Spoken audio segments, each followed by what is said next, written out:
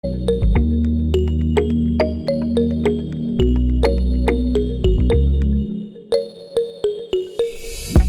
gracias a la Asociación Española de Retail por acoger esta mesa redonda en el cual vamos a entrar en algunas cuestiones sobre gestión de recursos humanos y cuestiones jurídicas laborales que ahora mismo muchas de las compañías de retail pues se preguntan y que además son interesantes y que plantean un montón de cuestiones, ni más ni menos que nada mejor que tener un triple perfil diferente. Vamos a tener la gran suerte de contar con un director general que nos va a poder dar una visión global de la compañía, porque también gestiona naturalmente o le informan y le reportan sobre los recursos humanos. Jaime Fretzner, director general de Phone House.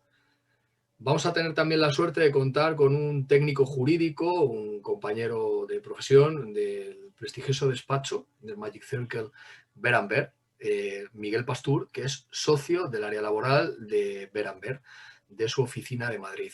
Y finalmente, otra visión ya está desde el punto de vista interno, desde la gestión de recursos humanos, don David Ordiales, director de recursos humanos y de organización de AFNAC España, una empresa que seguro que todos conocéis. Nos van a dar, fijaros, una triple perspectiva. En primer lugar, desde la dirección general, en segundo, desde la parte técnico-jurídica laboral y en segundo lugar, desde la propia gestión organizativa de lo que conlleva los recursos humanos. Por eso creo que es una charla muy interesante. Fijaros, hoy en día estamos en una situación donde las limitaciones con las tiendas, la crisis, la caída del consumo, lo que nos están anticipando es ajustes. Estos ajustes, naturalmente, pasan por acomodar el mercado laboral y el coste laboral y la fuerza motriz de las empresas a ciertos ajustes que no solo tendrán lugar en los propios establecimientos, sino en la mano de obra. Yo les preguntaré a los expertos, naturalmente, y voy lanzando las preguntas, si consideran que el marco normativo actual para ellos es o está siendo suficiente, y en el caso de que no esté siendo suficiente, o consideren que es susceptible de mejora, ¿qué mejorarían? Nada. Por otro lado, fijaros, a día de hoy lo que tenemos es personal laboral que, bueno, no solo tenemos que estar reubicando, porque ya no está trabajando en espacio físico, sino que le tenemos que preparar para la transformación digital, ¿no? Y esto implica que hay personas que están más acostumbradas y personas que están menos. Desde el punto de vista de los recursos humanos, esto es un esfuerzo tremendo, ¿no? Porque se trata de adaptar tu plantilla a un nuevo marco laboral. Así que, aparte de la primera pregunta, que era el marco legislativo con el que os encontráis y si os está resultando útil o no útil y lo que encontráis a futuro, yo lo siguiente que diría es, en este marco tan cambiante con un pleno proceso digital, desde el punto de vista de la gestión de recursos humanos, ¿cómo lo estáis abordando? ¿Cómo lo estáis viendo? ¿Pros, contras? Esto nos conlleva a plantear, ¿no? ¿Cómo se concilia? ¿Qué ocurre con el teletrabajo? Especialmente en servicios centrales, donde no está esa atención al cliente. ¿Creéis que las empresas lo están llevando bien? ¿Los trabajadores? ¿Qué está ocurriendo? ¿Dónde veis las lagunas? ¿Dónde veis que podemos profundizar? ¿Qué recomendaríais, ¿no? Si hubiera que hacer algo decidido por parte de nuestro legislador, ¿dónde podría ser? Primero para la conciliación y segundo para el teletrabajo. Y finalmente, pues fijaros, a día de hoy las empresas conllevan cambio y naturalmente los recursos humanos al final hace que tengamos que estar demandando un nuevo tipo de profesional que no sé si ahora lo tenemos en el mercado. Un profesional que necesita unas competencias digitales que muchas veces no le hemos formado para tal, y me gustaría saber, pues bueno, qué estáis valorando, dónde estáis encontrando estas herramientas, qué hacéis para contratar, retener, mantener y buscar el talento en estas épocas que son tan cambiantes. Así que, bueno, si queréis, con total libertad y naturalidad, porque son varias cuestiones las que hemos dejado encima de la mesa, Jaime, estaré encantado de escucharte igual que el resto de compañeros. Bueno, pues buenos días a todos y muchísimas gracias a la asociación por invitarme y permitirme estar aquí, que como siempre pues me hace mucha ilusión y además aprendo un montón del resto de compañeros que me cuentan cómo les van las cosas y cómo se pueden hacer, ¿no? Yo, hablando de la primera pregunta, al menos desde mi punto de vista, lo que sí que tengo claro es que el marco legislativo actual es insuficiente es absolutamente insuficiente y probablemente porque no está preparado para una situación como la que nos encontramos. Yo creo que nadie podía esperar una pandemia de más de un año y lo que nos queda y de cómo se debía manejar esto, con lo cual cualquier ley, con la mejor de las intenciones que se hubiera pensado, se ha demostrado insuficiente y no es controlable, ¿no? O sea, desde mi punto de vista, los ERTEs, que eran una herramienta bastante buena para solucionar problemas puntuales y de una temporalidad corta, hemos visto que se están alargando por necesidad del entorno y de la situación, se acaban convirtiendo en ERES porque la problemática ya no es táctica, sino que es estructural, y al ritmo al que vamos pueden acabar desembocando en absolutas quiebras, ¿no? Los ERTEs, que empezaron con unos subsidios en la parte de la seguridad social importante, han ido perdiendo ese apoyo, con lo cual una empresa se encuentra en la situación de tener su negocio cerrado, seguir pagando la renta y, en el mejor de los casos, pagando la seguridad social. Esto, pues puedes aguantar el envite un tiempo, pero durante un año no hay negocio que soporte esto, con lo cual desembocamos en un ERE, el ERE reduce personal, pero si sigues en la misma situación, acaba en quiebra, ¿no? Entonces, yo creo que hay una parte de apoyos, ayudas a las compañías que se tiene que revisar. Hay miles de maneras de hacerlo. Pueden ser a fondo perdido, pueden ser a cotizaciones de la seguridad social, a mantenimiento del empleo, de igual de manera que sea, ¿no?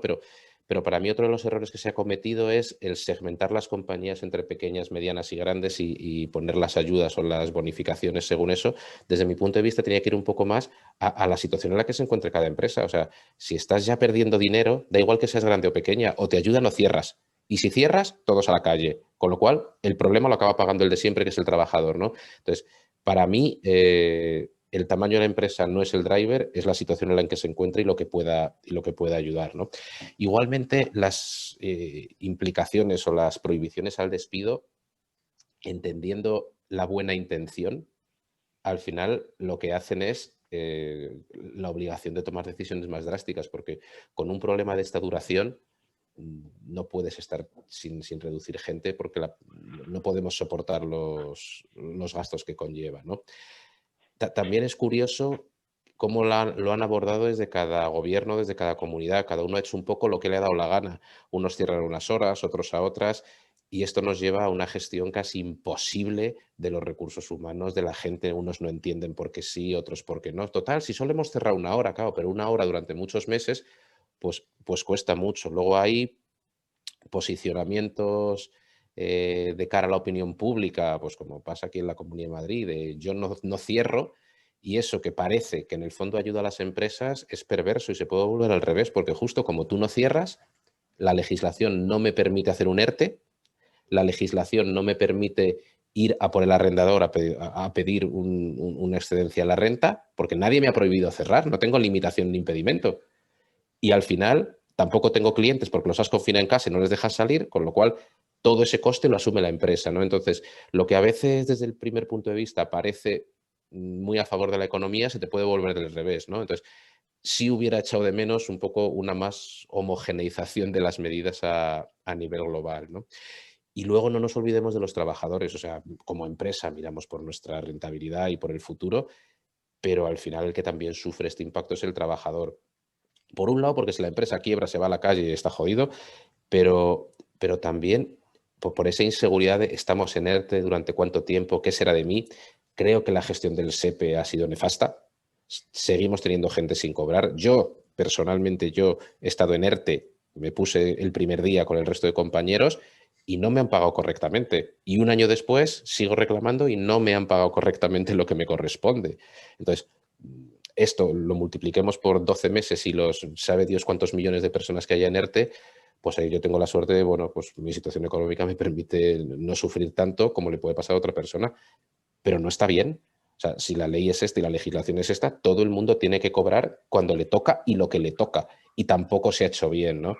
Entonces, bueno, pues yo creo que es una legislación insuficiente, que es normal que nos ha pillado a todos en un momento, pero no se ha reaccionado lo suficientemente rápido para adaptar la legislación a la situación que se nos venía encima. Esa es un poco mi visión del primer punto. Muchas gracias. Miguel, tú que tienes otra visión totalmente mucho más técnica, pegadas no solo a lo que tenemos, desde que se metieron los seres en la normativa, y además que los tramitáis, los lleváis, os consultan muchísimas cuestiones y también un poco que estáis anticipando incluso que puede haber o medidas legislativas a futuro. Me gustaría saber tu opinión.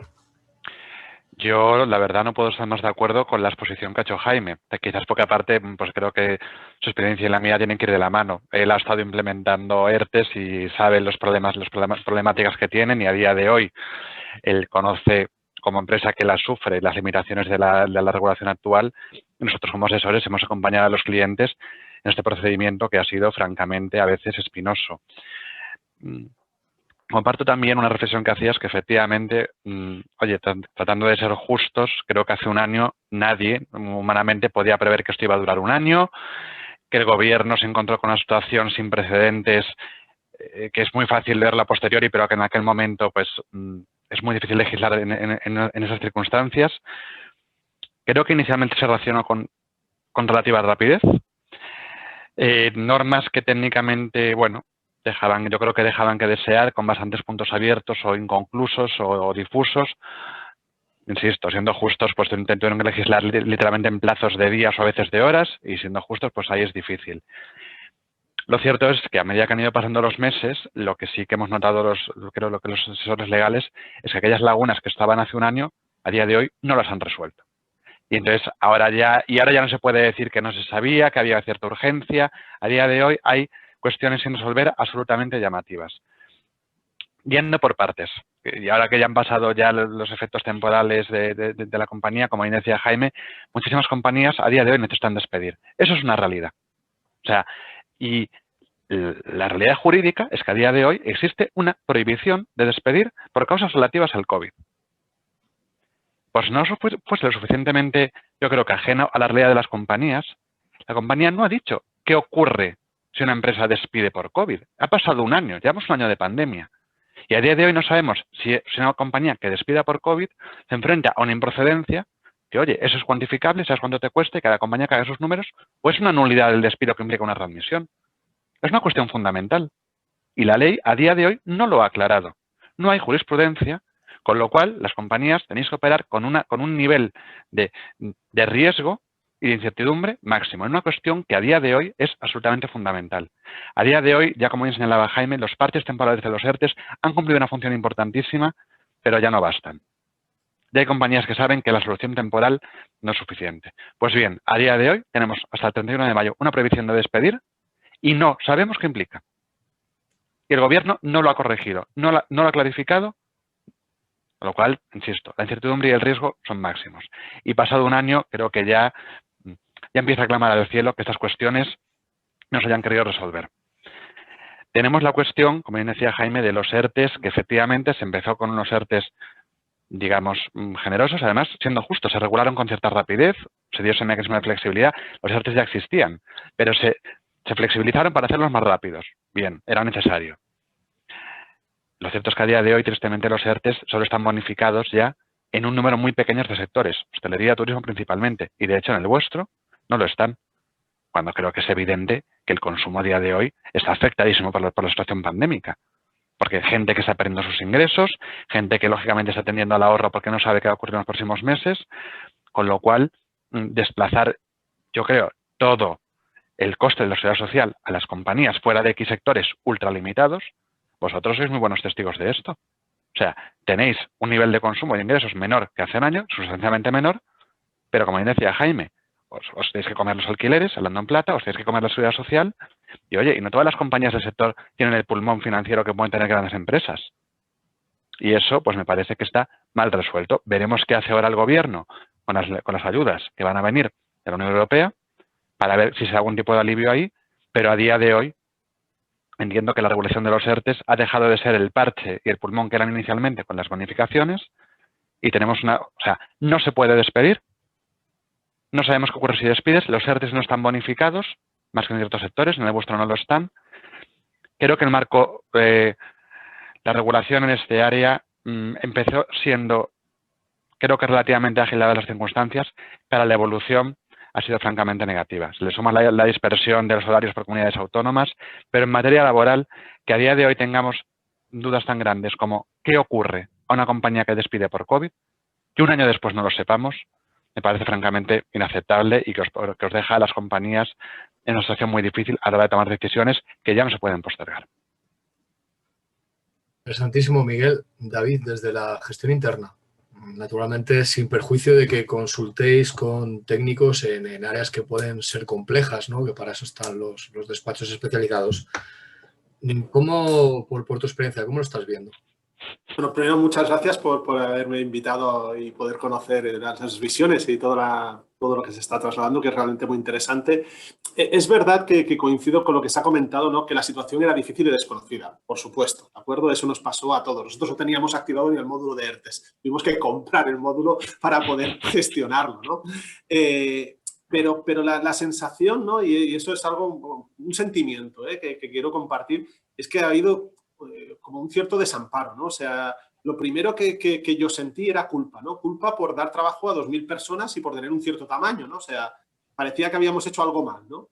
Después también culpa, ¿no? Por tener planteamientos, ¿no? A nivel estratégico para no perder dinero, ¿no? Para decir, oye, pero intentemos no perder dinero, ¿no? Y después, otra tercera que era cómo compensamos la situación, ¿no? Porque ante la falta de respuesta que se ha comentado de todos los organismos competentes, teníamos que dar soluciones que en nuestro caso pues fue haciendo mejoras voluntarias, vengo de vacaciones, de pagas extra. Intentamos compensar económicamente durante todo el periodo que tuvimos a las personas en ERTE, mediante anticipos, pero así todo, la sensación que tenías era de cierta impotencia, ¿no? Y de cierta carga que recaía totalmente sobre tu espalda, ¿no? Y no eras capaz, ¿no? De dar las soluciones que querías, ¿no? Pues en nuestro caso, ¿no? A esas 2.000 personas que sin estar todas en ERTE, gran parte de ellas pues estuvieron durante 3 meses, ¿no? Pero esa sensación, ¿no? de desconcierto, ¿no? Y después también se ha comentado, ¿no? Pero la gestión territorial de la crisis ha sido un auténtico desastre. O sea, no ha funcionado en absoluto. Muchos de nosotros hemos trabajado jornadas brutales, sábados y domingos, esperando que pues, a la administración de turno viniese en gana de sacar un BOGE, un BOE, un BOG de todas las comunidades autónomas, de 17 comunidades autónomas, pues el viernes a las 3, el viernes a las 4, el sábado a las 8, el domingo a las 4 o el domingo a las 10 de la noche, ¿de acuerdo?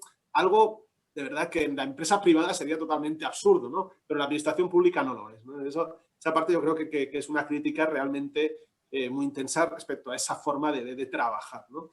Y después también esa falta de visión brutal, ¿no? A nivel político para mantener el empleo, que es finalmente lo que queremos todos, gracias a la actividad y no gracias al subsidio, ¿de acuerdo? O sea, porque todas las medidas que hemos intentado implementar en las compañías es para eso, o sea, no es para mantener el empleo porque no me dejan despedir a una persona hasta que pasan 6 meses, no, lo que yo quiero es mantener el empleo gracias a que la actividad me permite mantenerlo, si no, sí, me van a hacer esperar 6 meses, pero a los 6 meses y un día podré ejecutarlo, lo cual es una situación absurda desde el punto de vista operativo, ¿no?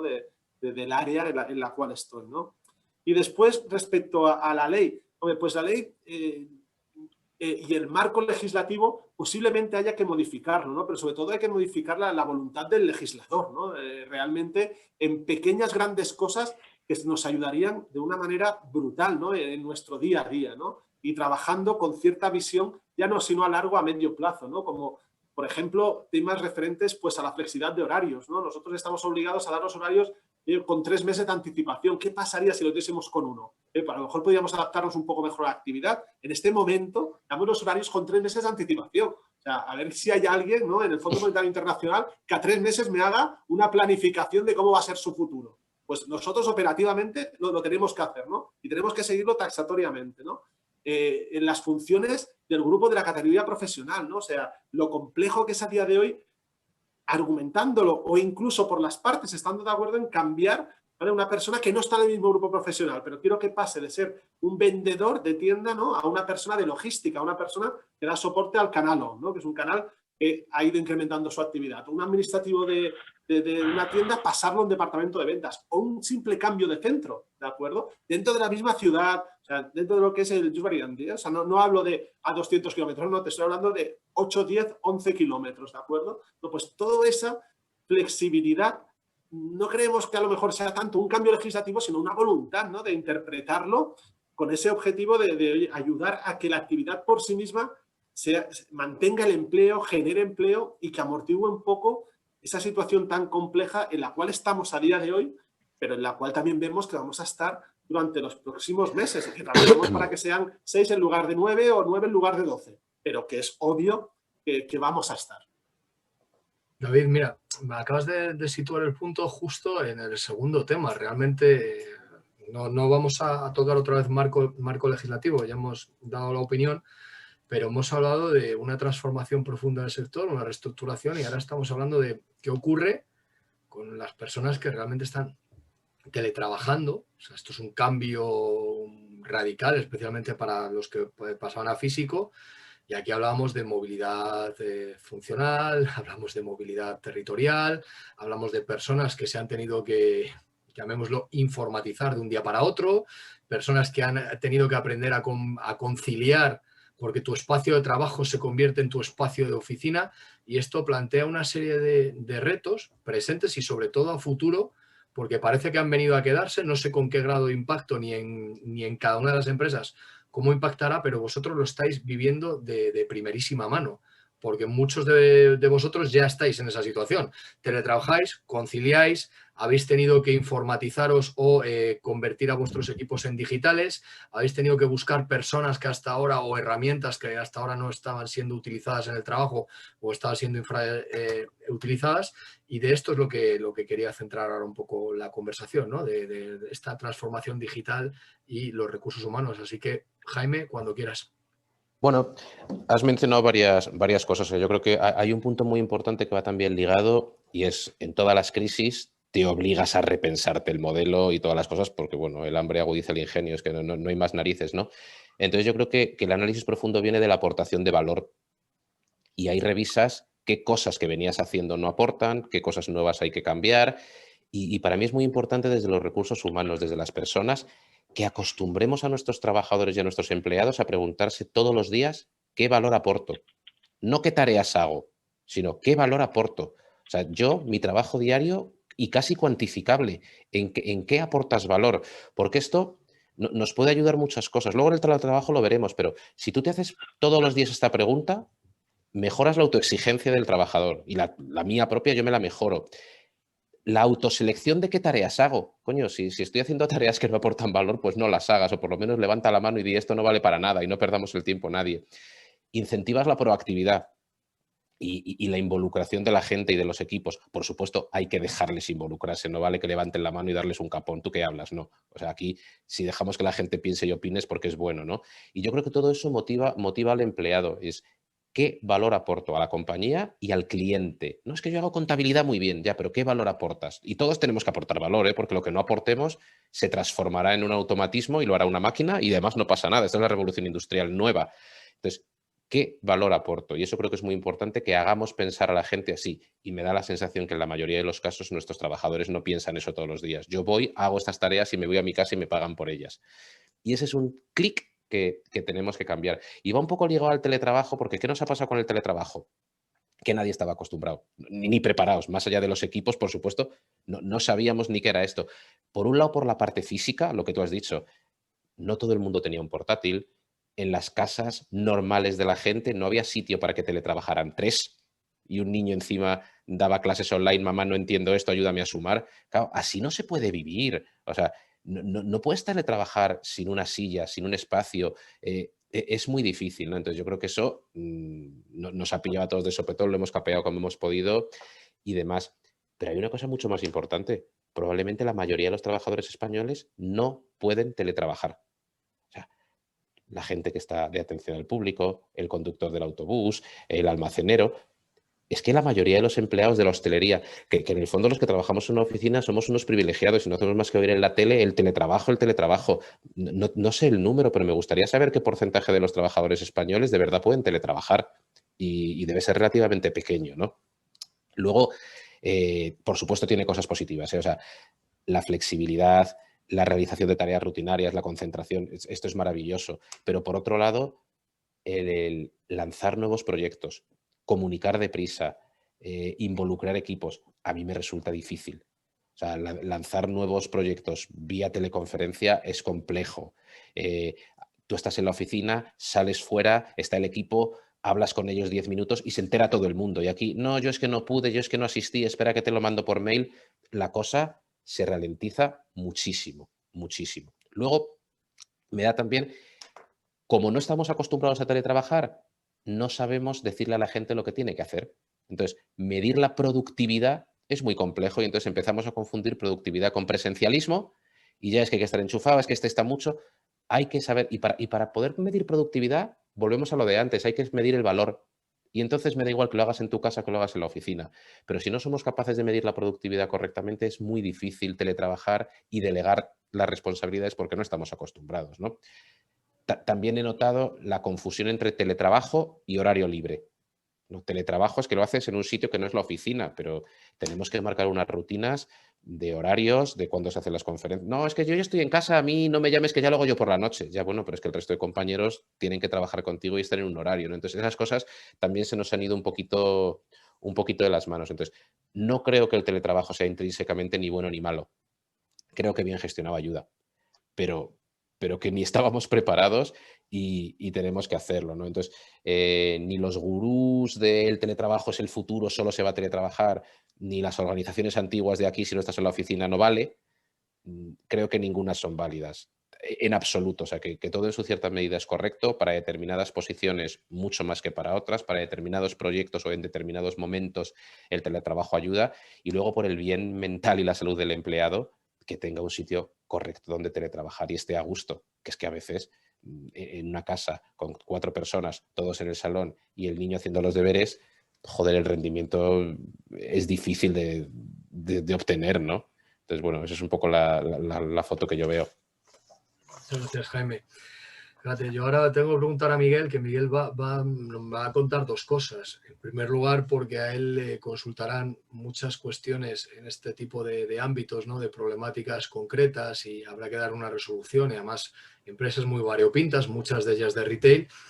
Pero por otro lado, yo soy consciente, por más que el sector de la abogacía se haya transformado en los últimos años y que incluso, bueno, ahora ya sabemos de la existencia de clientes internacionales a los que muchas veces nunca ves físicamente, o equipos de trabajo que van a trabajar a la propia sede del cliente, están en la multinacional o están trabajando para él.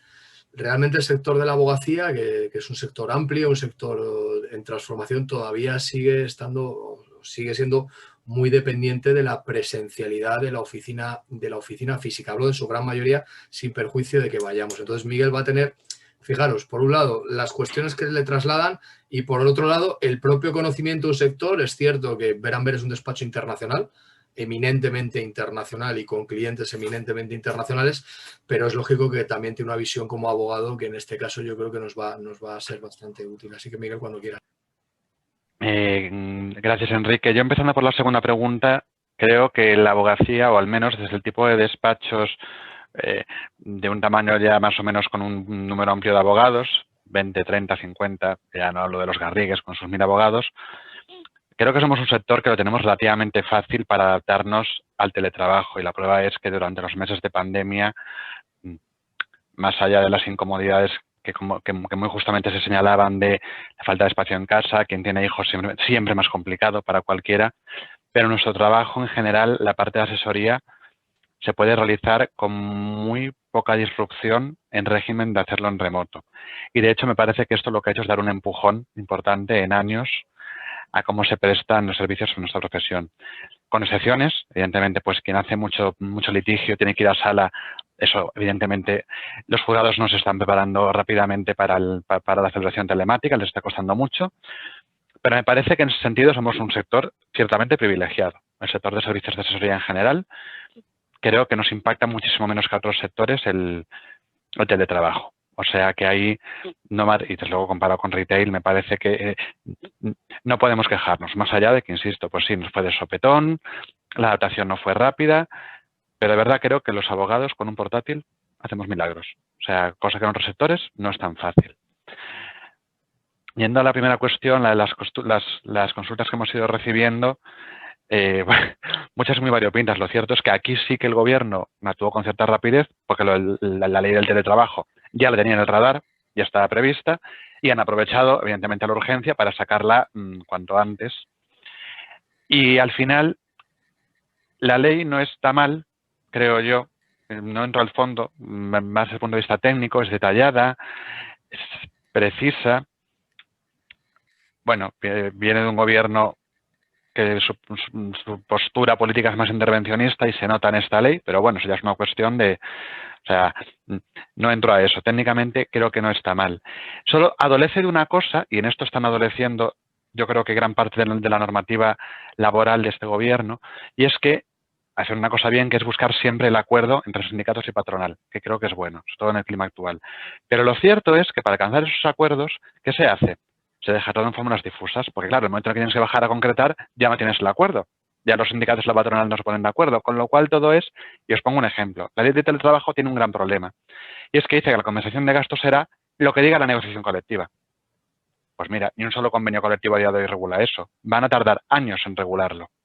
Con lo cual, a día de hoy tengo, no sé, un 90% de clientes preguntándome cuánto tengo que compensar, y después a día de hoy lo vamos a hacer, sinceramente, a ojo de buen cubero, porque esos convenios no dicen nada.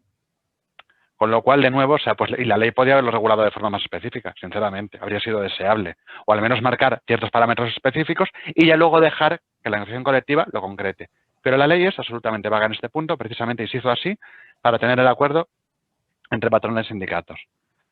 Pues entonces tenemos una ley de teletrabajo que quizás sea de las más modernas y más completas de Europa, pero precisamente en aras del acuerdo se ha sacrificado de nuevo seguridad jurídica. Y a día de hoy pues genera ese problema de que muchas compañías no saben qué tienen que pagar y compensar. Bueno, y como tenemos aquí grandes empresas, me imagino que esto lo estaréis sufriendo vosotros también, porque a día de hoy pues no se sabe. En unos años pues estará bien regulado, pero de momento tienes gran problema. Pues muchas gracias, Miguel. David, tú la visión la tienes interna porque además a ti te llegan todas las cuestiones de tu propia empresa, sin perjuicio de que luego reportes.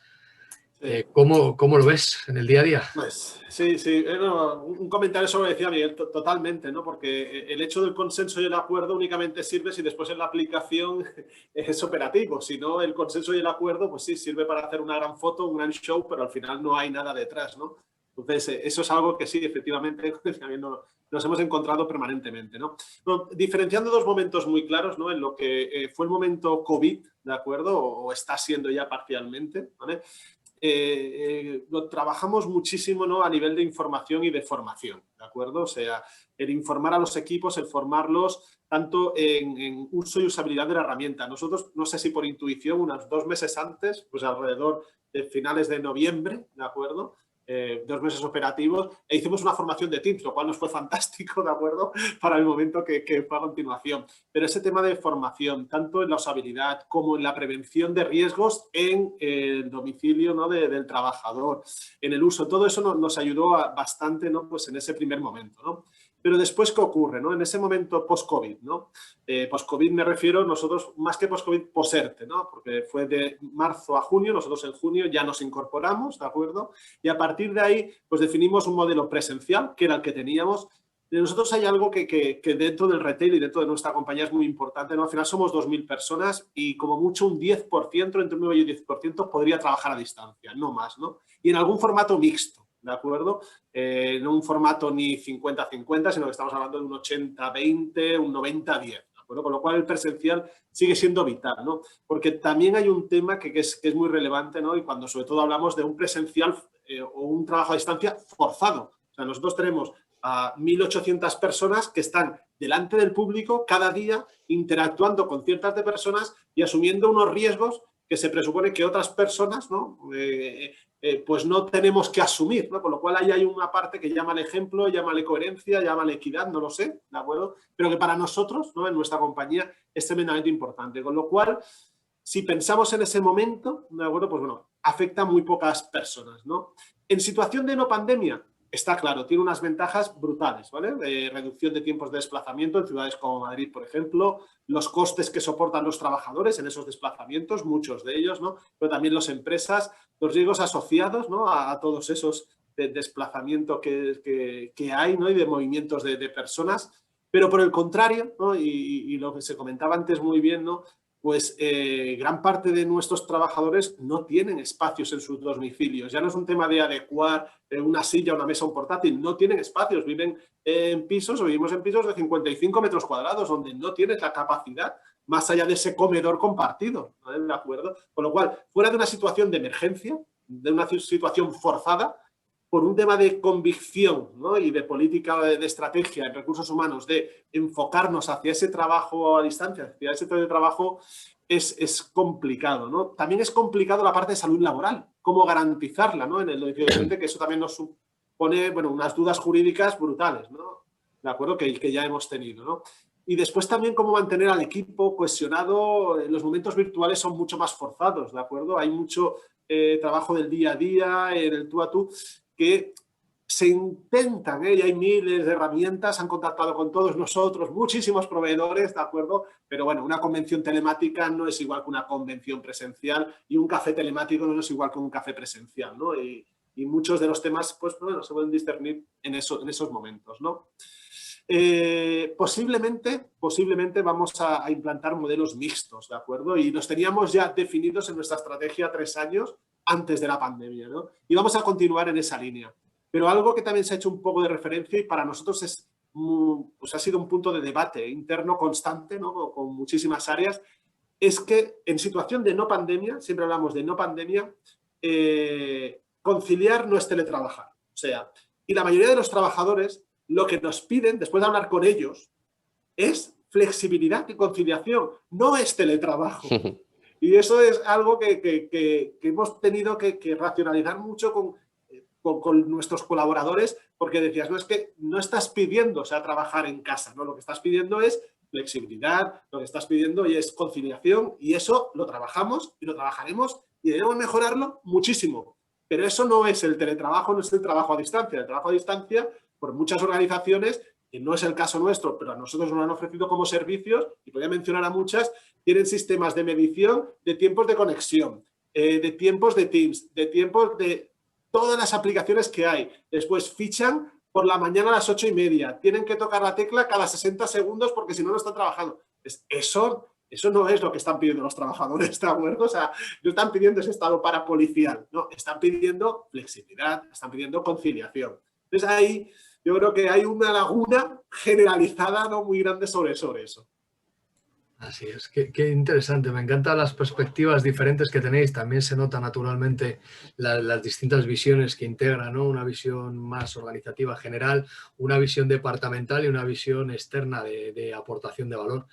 Yo, aparte de que estas charlas las considero muy interesantes y creo que la Asociación Española está haciendo muy bien en charlas sectoriales donde distintos perfiles se suman y dan más valor, yo para finalizar esta pequeña debate, yo sí que me gustaría no tanto hablar de la previsión a futuro mala que todo el mundo puede presuponer, el impacto en el empleo, la transformación y hablar de lo que, bueno, parece que es un mantra repetitivo una y otra vez de, oye, va a venir lo peor, prepararos, avalanchas, avalanchas, avalanchas.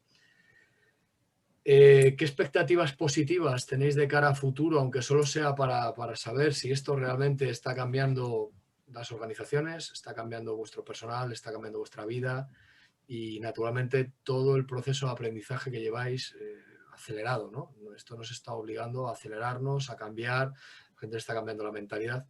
De cara a futuro, podemos ver puntos positivos en materia de gestión de recursos humanos que estemos aprendiendo actualmente. Jaime, ¿cómo ves esta experiencia?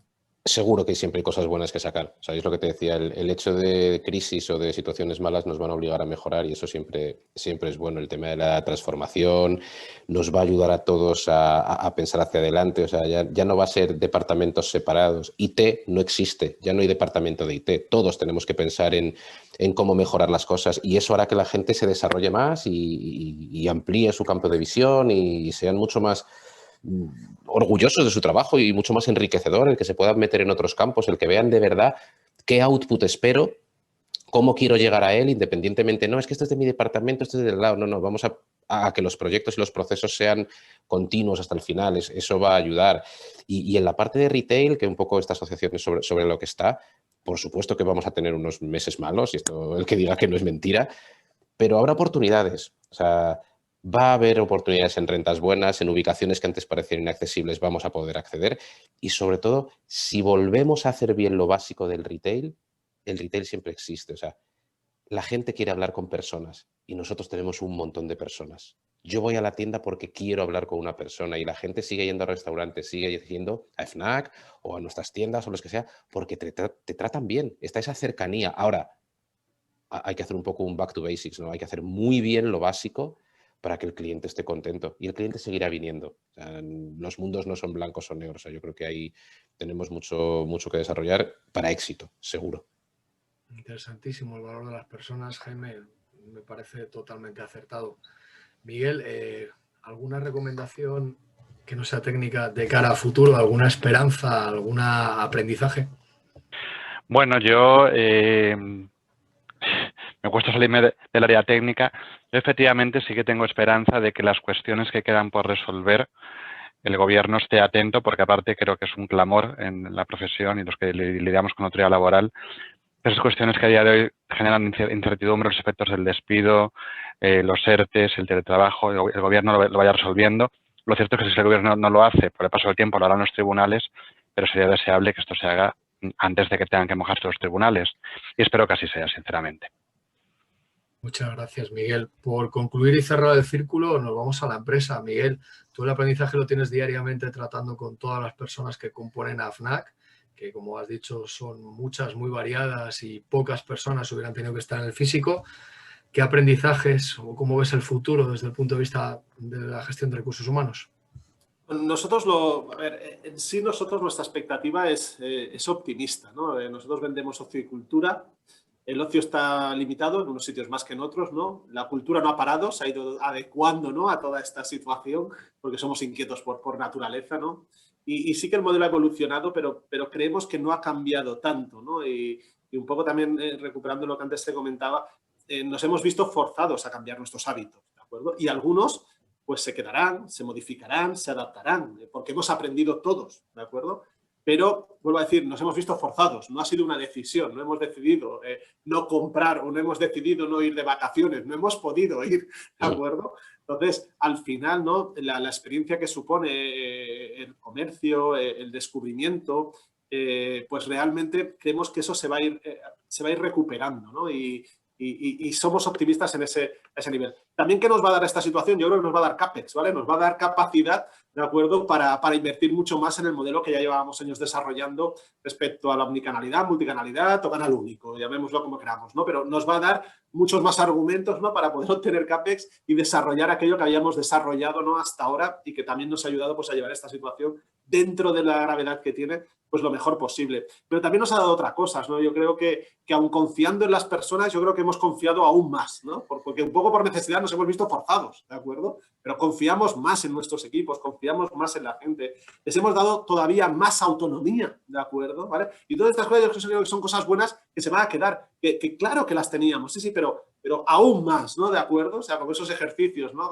Cuando haces ejercicio de gestión de equipos, ¿no? Pues un poco te has tenido que tirar y tenía que haber alguien recogiéndote, ¿de acuerdo? Pues bueno, un poco yo creo que eso se ha quedado, ¿no?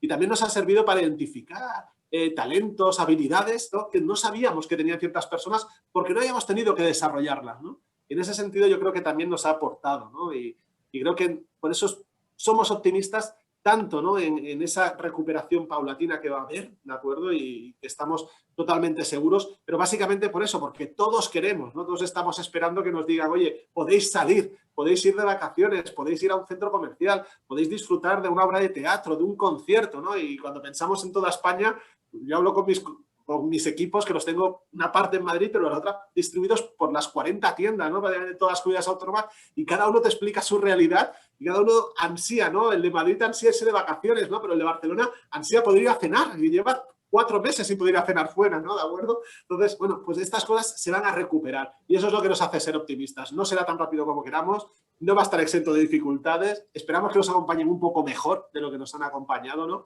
Que nos den las cosas un poquito más fáciles, ¿de acuerdo? Pero en ese sentido somos optimistas. Muchas gracias, David. La verdad es que oír la persona, el centro de la persona, el valor de la persona y mensajes que son ciertamente optimistas, que tardarán en llegar, pero el aprendizaje, como decía Jaime, al final de las crisis salen oportunidades, de las crisis sale la capacidad del ser humano de buscar y de reinventar. Esta es una crisis diferente a la que nos hemos encontrado, es mucho más global. La verdad es que ha sido un placer, primero porque creo que estos espacios que hay en la Asociación Española de Retail son muy necesarios.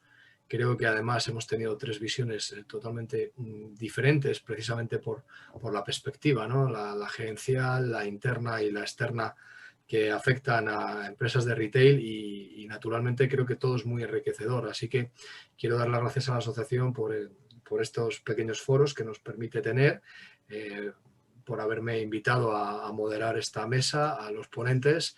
Ha sido muy interesante escucharos y es un placer para mí haber podido moderar esta mesa. Así que muchas gracias. A vosotros. Muchísimas gracias. Muchas gracias. Gracias.